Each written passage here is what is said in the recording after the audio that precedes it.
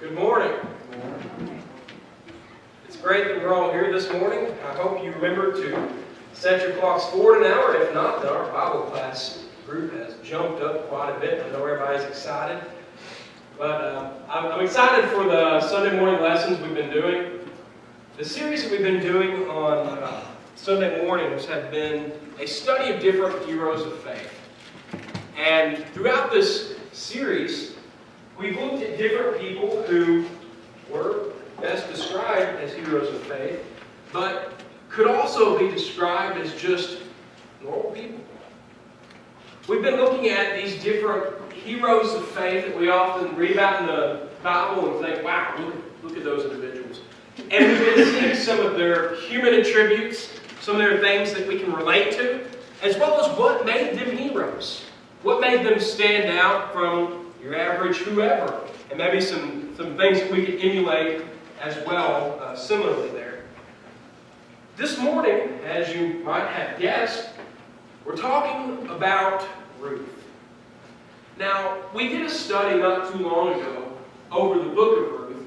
I don't remember if it was on a Sunday morning or Sunday night, but sometime we did a series over the book of Ruth and went through that. But whenever we did that study, we weren't looking at it quite from this perspective. So this should prove a little bit different of a study, and I hope it's enjoyable as well as helpful. Ruth is one of those stories that you can read and enjoy. Ruth is one of those stories that you can read and be inspired, encouraged, happy, because everything works out. So often in our lives and in this world, things don't work out. And when reading through the Bible, sometimes people's stories don't quite work out all right. But Ruth is not one of those cases. For Ruth, all things work together for good. Ruth doesn't often get listed with the heroes of faith. She's someone that it's easy to leave her out. It's easy for her to be one of the ones that we pass over. But I think throughout the course of the study, we'll see that she very much so was a hero of faith. If you have your Bibles with you this morning, I hope you do, turn over to Ruth chapter 1 and look at the first 5 verses. Please.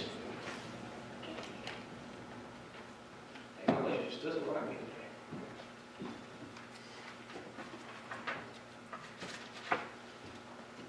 Ruth chapter 1, the first 5 verses. We're just going to do this from down here, make it a little easier. While you're turning over there, let me set the stage a little bit for you. This account, Ruth, took place at the time of the Judges. A time when everyone did what was right in their own eyes. A time when Israel didn't really have a king. And a time when different people would rise up at different times in order to serve God as He saw fit and to deliver them whenever they had been oppressed by something. Usually that oppression was caused by their own sin. Israel had a cycle they went through. Israel would be in a good relationship with God, and then things would slip away. Slowly but surely, they would find themselves devoting themselves to other gods, giving in to different nations around them, and God would punish them. He would send somebody to conquer them, somebody to oppress them. And then they would cry out to God. They would be so sad, so oppressed, that they finally realized we need to go back to God. When they did that, God would send a deliverer. He would send somebody to judge them. Now, when we looked at earlier at somebody else who was in the Judges, when we looked at Samson, we talked about how a judge isn't what we would often think of when we see the word judge. You see, a judge at the time, in this context and in this time, stood more of a leader. Someone who gave direction. Someone who stood up when no one else would. So we're not thinking of the guy with curly white hair and a big long black robe. Ruth is someone who wasn't even a member of Israel. Ruth was a Moabite. A Moabitess, I guess would be the correct word to say it since she was a woman. She was someone who was outside of Israel proper and would normally not get very much attention in anything, but we're going to see some great things that come up out of Ruth. Now, if you will follow along with me as we read through Ruth chapter 1. We're going to read the first 5 verses, and that will be our primary text for this morning's lesson. And then we'll have a couple of other things to say outside of that.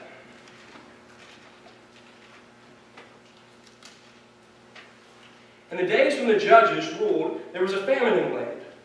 And a man of Bethlehem in Judah went to sojourn in the land of Moab, he and his wife and his 2 sons. The name of the man was Elimelech, and the name of his wife Naomi. And the names of his 2 sons, Mahlon and Chilion. They were Epaphrites from Bethlehem in Judah. They went into the country of Moab and remained there. But Elimelech, the husband of Naomi, died, and she was left with her 2 sons. These took Moabite wives. The name of one was Orpah, and the name of the other Ruth. They lived there about 10 years, and both Mahlon and Chilion died, so that the woman was left without her 2 sons and her husband. Thank you for following along in that with me. If you get nothing else out of anything we talk about this morning, if there's nothing else that sticks with you, I hope you remember these 3 things about Ruth. First, that Ruth was determined. Ruth was determined. Second, that Ruth also was a foreigner. And third and finally, that Ruth was faithful. Back to this first point again. Ruth was determined. Something stands out about Ruth. While there were 2 daughters-in-law that Naomi had, Ruth was a special, you might say, daughter-in-law. She stood out. Not because she was really strong, as some of our other heroes of faith were. Not because she was just really, really intelligent. Not because she was just extremely brave, but because of her determination to stay loyal. Her determination to her commitments. First, her commitment to Naomi. For the sake of not getting anybody upset at anyone else, no one has to answer out loud. How do often the relationships between daughter and mother-in-law usually go? Is it well? It's not usually categorized as going well.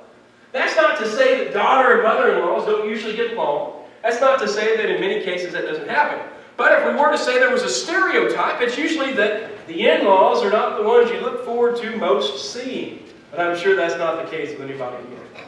Certainly it's not with me. However, in this case, you have the extreme devotion of a daughter to a mother-in-law. You have extreme devotion and commitment to someone who's of another nationality, which to Israel was a big thing.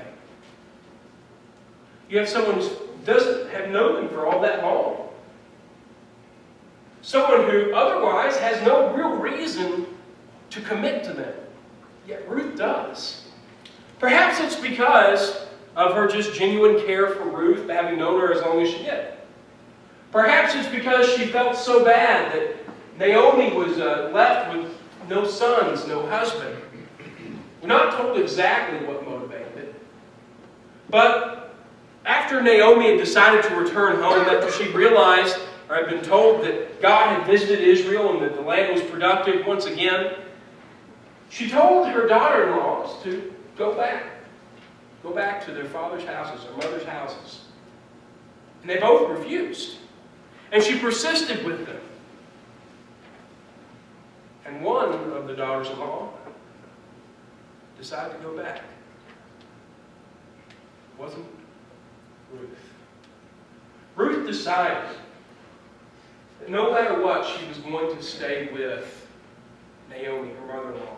One of the most famous passages in the book of Ruth is Ruth chapter 1, verses 16 and 17. You often see this quoted at weddings. You may see this on a plaque in people's houses. because it's just such a beautiful statement to be made. It's Ruth chapter 1, verse 16 and 17. Go ahead and turn over there. In just a minute, we'll be reading that.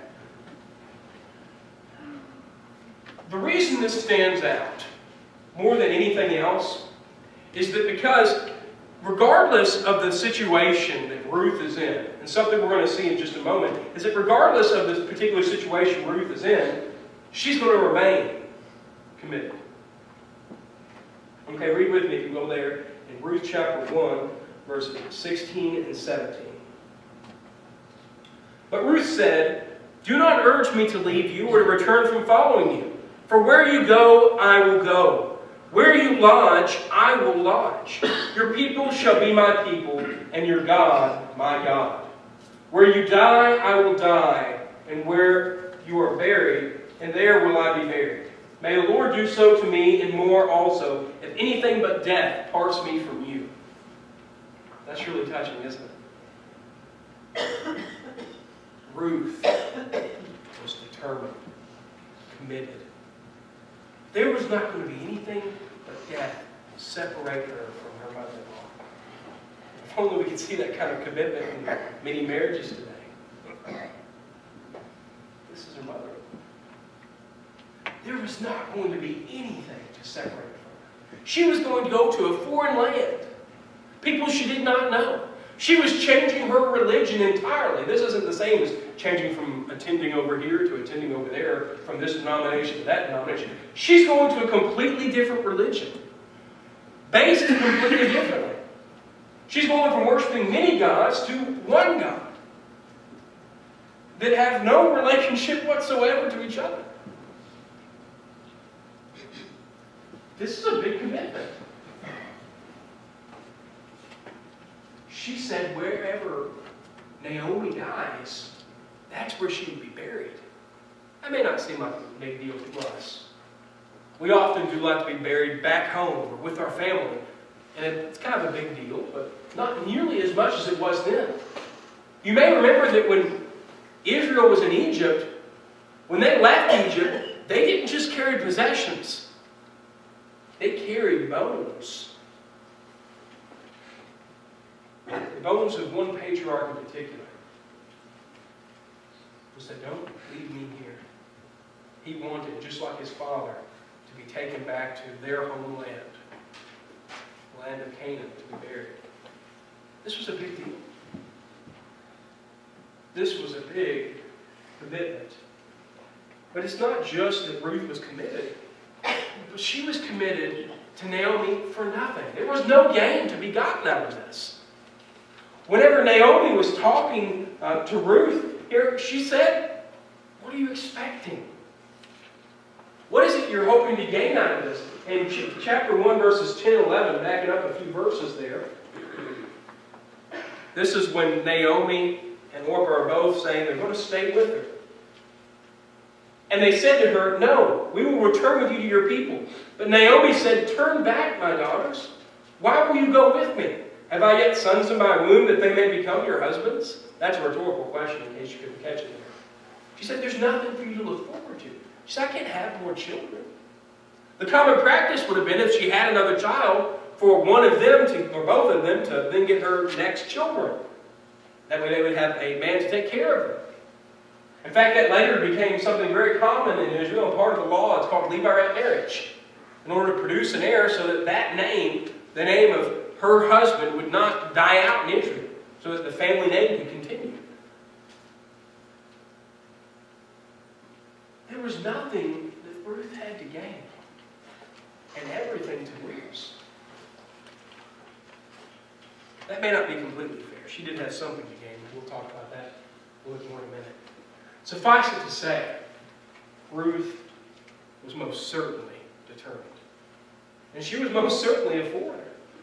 Now, since the Tower of Babel, the language of man being confounded and being spread out to different areas of the world, and God setting the allotments of different man, Paul talks about to people in Athens, to different areas. Since that taking place, there's been a lot of nationalism in different areas of the world. Here we'll say, "God bless the USA. The USA is the greatest country in the world." And I'm sure they're saying quite the same thing over in Great Britain. And I'm sure they're saying quite the same thing over in Australia, and so on and so forth in all the nations. But with Israel, there was something different.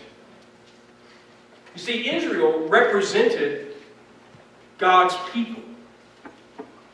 And Israel's purpose was ultimately to produce the Christ, the Messiah, Jesus of Nazareth, but it also represented God having a relationship with His people.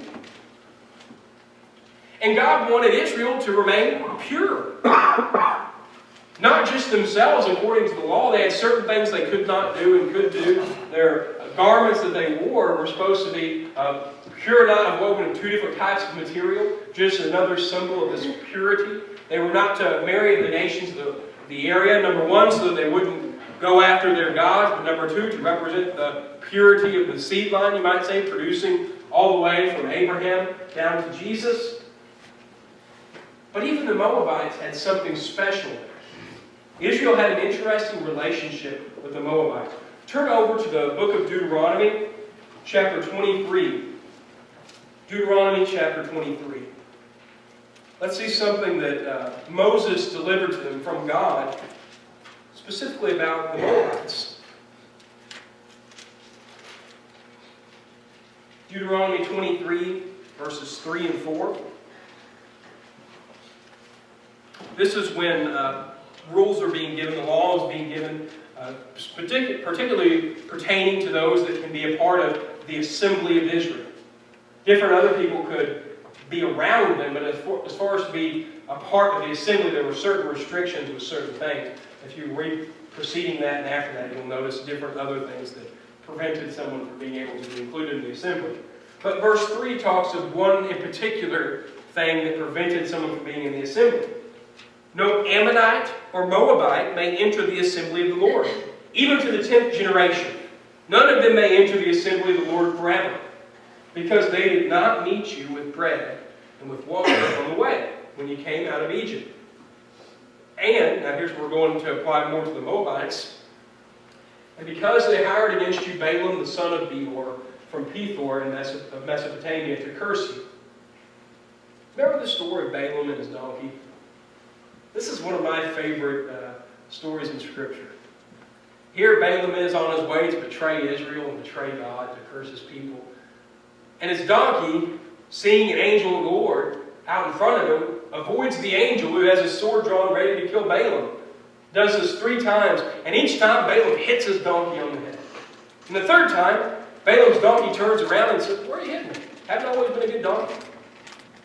Now my reaction would be to hightail it back home. But Balaam, I guess, was somewhat used to this or something, and he had a little conversation with his donkey. And his donkey explained what was going on. Balaam had been hired by the Moabites to curse Israel. And he kept asking God, "Let me curse Israel." And God kept saying, "No." Kind of a weird question to ask. He kept saying no. But then Balaam advised the Moabites and said, "Okay, I can't curse them for you, but get your daughters to marry their sons. Entice them. Seduce them. And that'll make God mad, because they're not supposed to be mixing with people of the land. And when you do that, God will then curse them and punish them." And they did. And it worked. So Israel was not to be associated with the Moabites who tried to destroy them. What was Ruth again? Ruth, the Moabite, the Moabitess. Can you imagine what that would be like? Going back to Israel. "Oh, where are you from?" "I'm from that place that tried to destroy you." "Good to meet you." "I'm from one of those places that came in and tried to be a part of your nation to destroy you. So thank you for letting me come in and be a part of your nation." That doesn't sound like it would go very well, does it? Look over in Ruth chapter 2. We can see that even she recognized the situation there, and that it was not a good thing, at least seen by them, for there to be her to be with them. She recognized that being a foreigner in the land was not exactly the best condition. Ruth chapter 2, verse 10. This is when Ruth is talking to Boaz, wondering why Boaz is being so kind to her. Then she fell on her face, bowed to the ground, and said to him, "Wow, why have I found favor in your eyes, that you should take notice of me, since I am a foreigner?" We'll come back to that text in just a moment. But she recognized this. This wasn't some persecution based on race. It isn't like that. But these are two groups of people that are enemies of each other. And this is one group of people, Israel, that has been given specific restrictions based on who can they marry, just so that they maintain this purity of their own seed line to eventually produce the Messiah. But apart from Ruth being a foreigner, there was something that set her apart. The fact that she was a Moabite was special. The fact that she was very determined was special. But it's her faith that really set her apart. You see, Ruth was faithful both to Naomi and to God. And it was something that was easily recognizable. Right there where we just were, Ruth chapter 2, look at verse 11. The response that Boaz gives to Ruth. Boaz, once again, if we're not familiar with the story, will eventually marry Ruth and be her redeemer, taking care of both her and Naomi. Ruth chapter 2, verse 11. But Boaz answered her, "All that you have done for your mother-in-law since the death of your husband has been fully told to me. How you left your father and mother in your native land and came to a people that you did not know before." Wow. That's a pretty good resume. That's pretty good word of mouth. Sometimes when I meet somebody new and they say, "Oh, I've heard about you," I get worried. Because I don't know who they've been talking to. I don't know if they've been talking to Joe and Marty and heard something good about me, or maybe they talked to Donald and Donald told them something good too. I don't know what they've heard. They could have been talking to Marty and said something bad. That's happened a couple times. What have they heard about Ruth? Ever since your husband died, you've been devoted to your mother. You left your home nation. You left your gods, your religion, and you came here to a foreign country, to a strange land. The rest of what he said,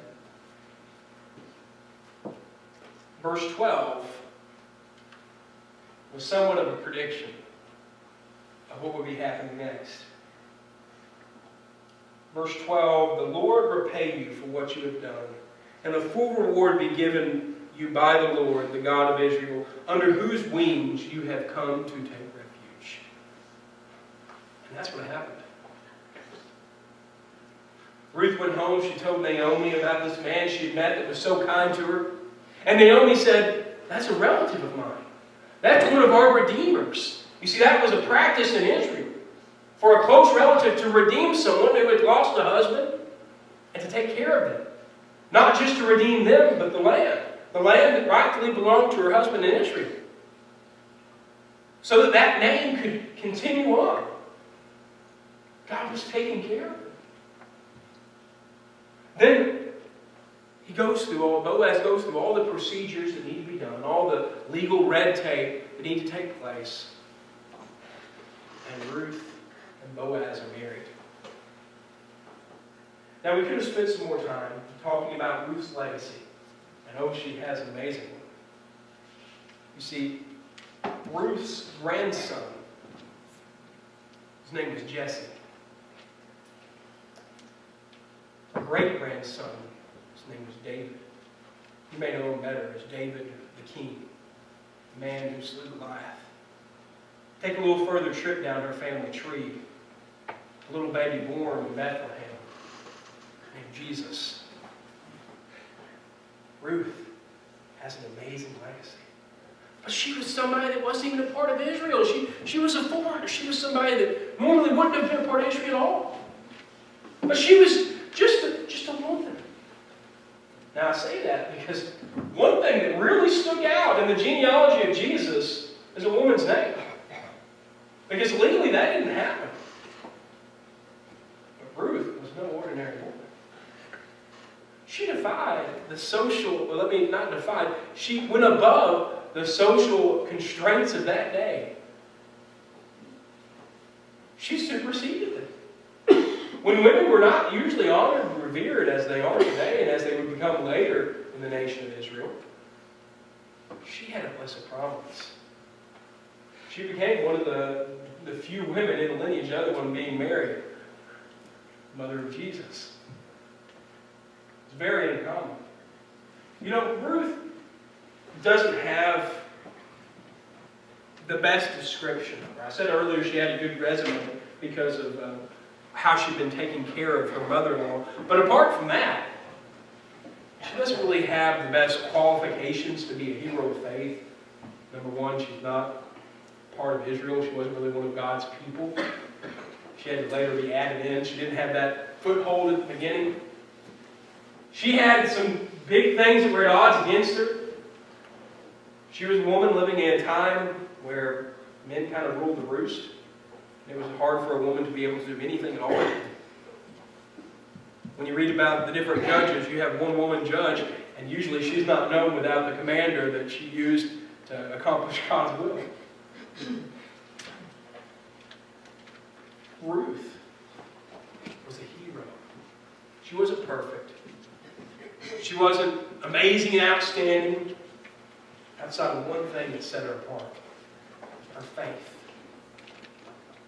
This morning, you may not have the best resume. Maybe you don't come from one of the best families. Maybe you don't have the best upbringing, the best raising. Maybe you don't have the best education. Maybe you've not made all the best choices in your life. Maybe you continue to make some bad ones. Welcome to the club. But there's something that sets all these heroes we've been talking about apart. They chose to have a relationship with God. They chose to take hold of His grace, His mercy, and to give their lives over to Him. To allow themselves to be used by Him. That through their faith, they could do great, heroic things. Keep making it into the genealogy of Jesus. The great grandmother of the King of Israel. This morning, if you want to make a decision to open up your life, to let God do wonderful, amazing things in it, to let Him use you to bring others to Jesus, to serve for the kingdom, whatever He might have in store for you, please make a decision before you leave here. Please don't walk out that door wondering whether or not you're going to be with God for eternity. If you'd like to make that decision this morning, won't you all together stand and sing?